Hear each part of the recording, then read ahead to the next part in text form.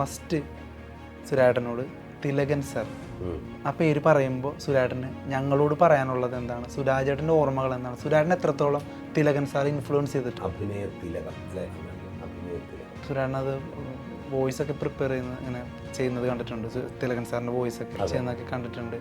അപ്പോൾ അത്രത്തോളം ഒബ്സർവ് ചെയ്തിട്ടുണ്ട് ആ ഒരു നടനെ. പിന്നെ എന്താ അദ്ദേഹം പറയുന്ന വേരിയേഷൻ, ഒരു കത്തി താഴെയുക എന്ന് പറയുന്നത്, ഇനി അതിൻ്റെ മേളിൽ വേറെ ഒരു കത്തി താഴെയുക ഇല്ല. അത്രയും വിശ്വസിപ്പിക്കുക എന്നുള്ളതാണ്.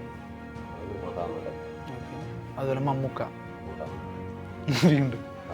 മമ്മൂക്കയെ കുറിച്ചുള്ള ഏറ്റവും നല്ലൊരു മെമ്മറി എന്താണ് സുരേട്ടൻ്റെ?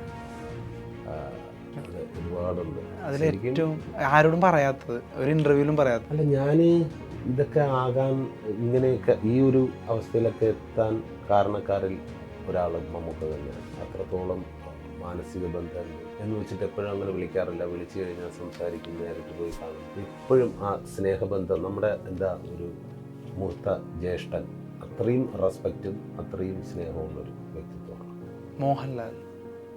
ലാലേട്ടൻ എന്താ ഇത്, നമ്മുടെ ലാലേട്ടനെ കുറിച്ച് എന്താ പറയുന്നത്? തമ്പുരാൻ, അഭിനയത്തിൻ്റെ തമ്പുരാൻ.